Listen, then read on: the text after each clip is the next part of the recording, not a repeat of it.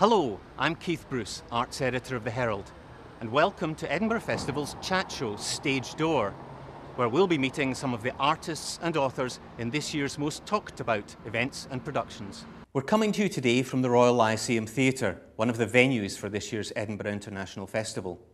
Festival audiences have been enjoying fantastic productions such as Opera de Lyon's Porgy and Bess, Lemmy Bonifacio's Birds with Sky Mirrors, and next door at the Usher Hall, concerts including the great Cleveland Orchestra. There are plenty more delights in their programme, which runs right up until 5th September with the fireworks concert. We're at about the midway point of the Edinburgh International Festival, and joining me now is the festival's Managing Director, Joanna Baker. Hi. Last weekend was a busy one, very difficult one from my point of view to arrange coverage of all those shows. How did it go? It was a fantastic weekend, but I do agree with you. I was very frustrated because I couldn't get to everything I wanted to see either. So Gospel of Colonists at Playhouse, absolute smash hit, packed 3,000 seat theatre.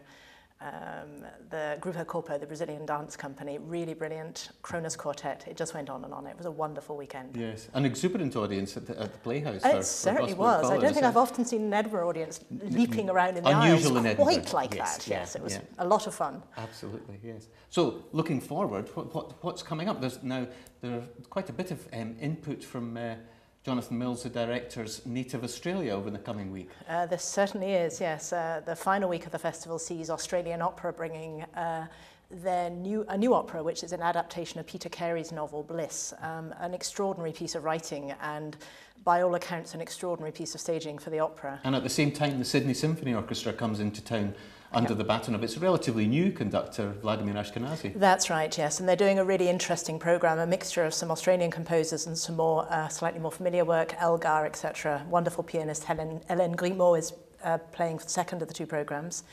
And the first programme on the 1st of September is a rather poignant one, because we're also using that concert to mark as a tribute to Sir Charles Mackerras, who of course was the festival's honorary president. He died last month. And he started his professional career as an oboist in the Sydney Symphony Orchestra. He was a native Australian, although he had lived in the UK for a long time. And so we're adding just a small amount on to the beginning of the programme to pay tribute to Sir Charles. Now, looking forward into the next week, there's more dance, of course, as well, coming in. Absolutely, yes. We've got a company from San Francisco, a classical ballet company, Alonzo King Lines Ballet, doing two different pieces with us. And this is their UK debut? It is their UK debut. I'm quite surprised about that, actually, because I've sort of known of them for a while and I hadn't realised, so it's very special to be able to present them here. And we also, of course, have the great, we have the Pina Bausch Company, which I think is going to be one of my hot tips. A piece called Agua, Pina Bausch, great German choreographer. Quite light for Pina Bausch, really. It looks quite jolly. Yes, it looks quite jolly, yes. Although actually, of course, her work has always had quite a lot of humour in it in a way. But yes, I think this is, again, it's based on the sort of Brazilian theme, so which is very much one of the themes of this year's festival. The other new project for this last week is Meredith Monk's Songs of Ascension. Yes. Can you tell me a bit about what that's going to be? You know, I'm not sure I can. It's an overused word, but she's a unique artist. I sort of need to be there to experience it. She's a great musician, she's a great theatre maker. It's a very special show that she puts on, really, Meredith Monk. And working with local singers. Absolutely, yes. No, I think that's one of those sort of hidden gems, I think, of the festival. Yes, you have to go to experience it. You have to go to experience it, absolutely. Absolutely, yes. And in theatre, there's Teatro Cinema. Now, there's a company that do what it says on the tin, really, don't they? Precisely, yes. And actually, I think that is one of my top tips for our final week. Chilean theatre company, of course, their UK debut. Really fascinating work. Very much theatre, I think, for our times. They mix theatre and cinema technology in a way that is quite extraordinary. And of course, that's not a new idea. We've seen it at the festival in previous years. But what they do is... And in Porgy and Bess, in fact. And in Porgy and Bess, of course, yes. But what this company do is really very interesting. Two very different pieces. One is called Sin Sangre, which I think means without blood. And the other is The Man Who Fed Butterflies. Just a very different style of theatre making, and actually exactly what an international festival is here to do, really, to present new companies and new ways of working. The message is there. Thank you very much, Thanks, Joanna. Keith.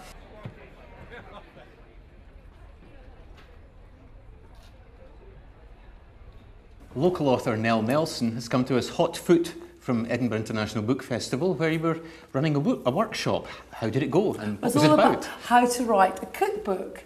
Right. And which is great, because so many people all want to write cookbooks, and obviously I was one of them. So it was really interesting and really nice to encourage other people to do it, because I enjoy writing cookbooks so much myself. There's room on the shelves for more cookbooks? Well, it's interesting, because before I prepared for the workshop, I contacted Nielsen Bookscan, who can work out how many books have been published. And so far, from 2010 up to August, 12,600 books in the food and drink section have been published.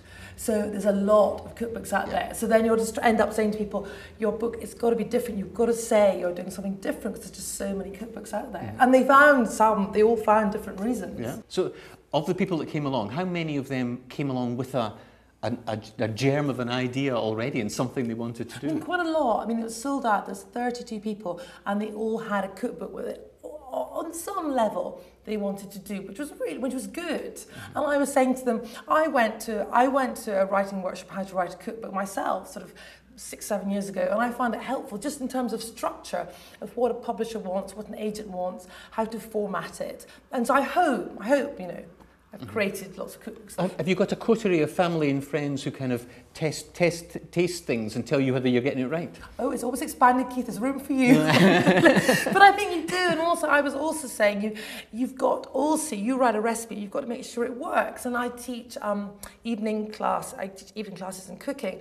And I didn't realise once I saw a man frying onion skin that perhaps it was my fault. I hadn't said peel the onion, then chop it. And I realised it's my fault, not his. You just have to be clear, make your recipes really clear. People can follow them. And as a result of the workshop, we went around everybody and saying, what cookbooks do you admire? And the books that really came out that people admired were the ones that made it clear and they understood and they relied on them. So I think that's a really important message, that your book, it's got to work. It's not fair just to sort of dream things up. And one man said, I just do things by handfuls, which is fine, but everyone's hands are different size. So you've got to sort of decide on a unit of measurement that works for everybody. And I myself am guilty, and I've written saying, use a thumbnail of ginger, but my thumbnail's a different size from somebody else. So I think accuracy is actually quite key, or explaining easily, and people can understand how to cook. So did you get some great ideas you can steal for your next book? Well, not steal, but in fact, I have to say, writing how to write a cookbook has inspired me definitely how to do more, and also made me really think about,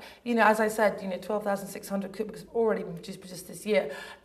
Just you've got to go along to and look at on the bookshelf and think, where's there a gap? Mm-hmm. Thank you very much, Neil. Thank you very much. Thank you.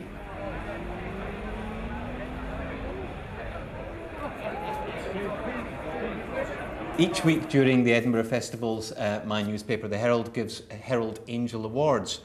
And with me now is a gentleman who's managed to win a Herald Angel in the consecutive years, last year and this year.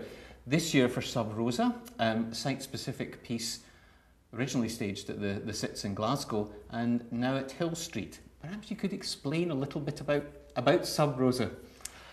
Sub Rosa is a Gothic Victorian promenade where the audience get led around a working Masonic lodge, and they stop in 5 different locations and they meet a different character in each location who gives them the next part of a narrative about a Victorian girl who goes to work in a music hall called the Winter Palace, and her best friend burns to death under the stage while the show carries on above their heads.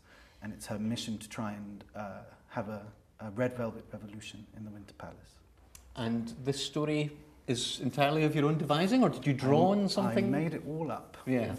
I mean, it's Gothic. It's a piece of Gothic, so it kind of fits to the rules of Victorian Gothic. Not that I went to any lengths at all, actually, to research Gothic. I discovered later how well I'd fixed myself to the mechanics of Gothic. But I made it all up. Mm. And how difficult was it to translate it from happening backstage at a theatre in Glasgow to the new venue through here at the Fringe? It wasn't too difficult, but like everything about this piece, it requires quite a lot of attention to detail, and a sort of very careful combing of the text and adding in particular things and taking others out.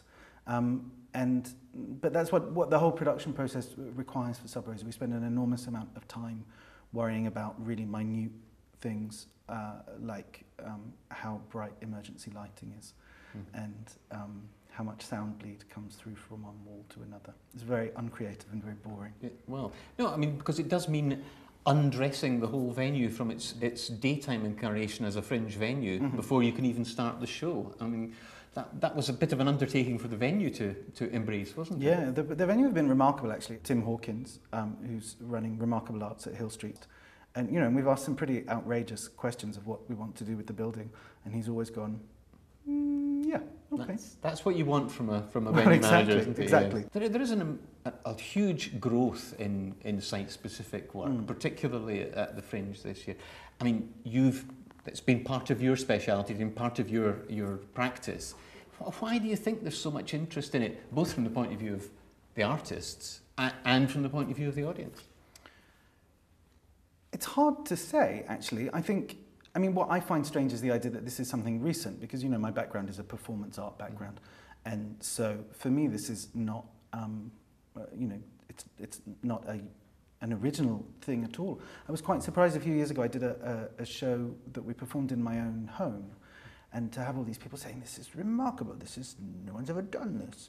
And I would say to them, but what about, you know, people who used to have classical music recitals in their houses? I think this is just an extension of the same thing.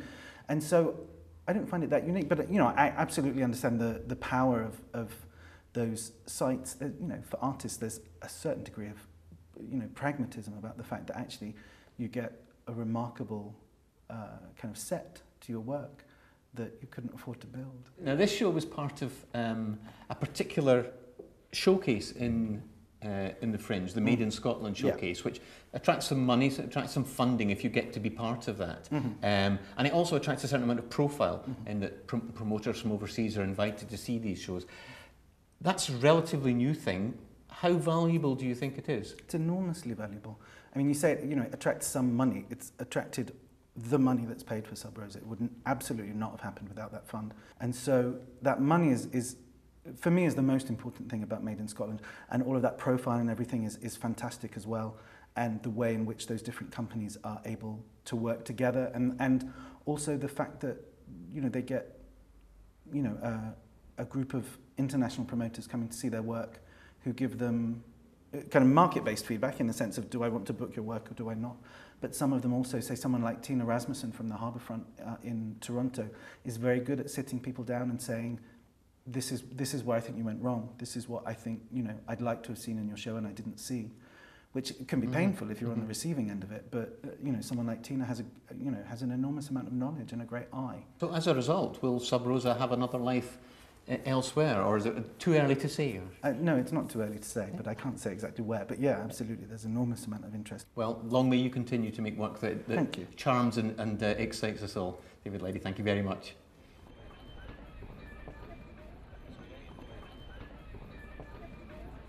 And joining me now is Salley Vickers, author of Miss Garnet's Angel, who's been at the Edinburgh Book Festival with her new book, Dancing Backwards. Tell us a little about the new book. Well, the new book is based on a character who really appeared out of the blue in my second novel, Instances of the Number 3. In that novel, I have a love affair between two people, and they are both lovers of poetry, and the woman gives the man a book of poems. And I threw in a poem by this alleged poet. And I found after the book was published that I managed to arouse the interest of my readers, who kept searching for this poet called H.V. St. John, who they could find no record of. And I finally received a letter from a girl in America doing a PhD thesis on contemporary women poets. And she said, tell me about this poet, H.V. St. John. I can't find anything about her. So I wrote a book about her. Did you have any particular poet in mind when you thought of her? Was she based on anybody? No, she just arrived out of the blue, which is the way the best characters do arrive. You do have a background in psychoanalysis. Does that find its way into every book? I guess everything. I mean, I was also a teacher of literature. Then I trained as an analyst. So yeah, I guess that kind of processing of memory and trauma and life's tragedies is inevitably something I'm interested in. That's why I went into analysis, and I think it's what informs a lot of novelists, actually, the attempt to understand human consciousness and how it works and how we can change our relationship with the world and other people. Mm-hmm. Your first book, Miss Garnet's Angel, built you an audience in and the sort of way that authors like when books are passed around. Do you think that audience has stayed loyal to you over the? Because this is your 6th novel, isn't it? I think it is my 6th. Yeah. Is it my 6th? I believe so. Okay. Yeah. You probably. I've never read any of my books. Yes, I've got a very loyal and lovely readership. One of the reasons I love coming to the festival is I meet so many of my very engaged and very charming readers, and they write to me as well, which is also very, very nice. And you're right, the book, Miss Garnet, became successful through word of mouth, and that's been very helpful to me because it means that in a way my debt is to my readers more than my publishers, which is a great ground to have, I think. Mm-hmm. Yeah. And looking forward beyond Dancing Backwards. Looking forward beyond backwards. Yes. Forwards rather than backwards. Yes. Is there another novel taking shape already? There is a novel taking shape, but I never talk about novels until I've written them, because once I talk, they go. But I am doing a film script of Miss Garnet's Angel, and that's quite exciting for me. Right. It's a bit of a new departure, and I'm enjoying it. And at what stage is that? When might we see the screen version? Well, I've done the script. It has to be read and commented on, but it's getting quite close, I think. So, fingers crossed. I'll believe it when I see it at the Ealing Odeon in London. Yes. So, well, something for the fans of the book to look forward to. I hope so. Absolutely. Yeah. Thank you very much for joining us, Sam. Thank you. Thank you very much to all our guests. And there's still time to enjoy some of this year's Edinburgh Festival season. And don't forget to come back to Edinburgh Festival's TV for video highlights of Edinburgh's year-round festivals.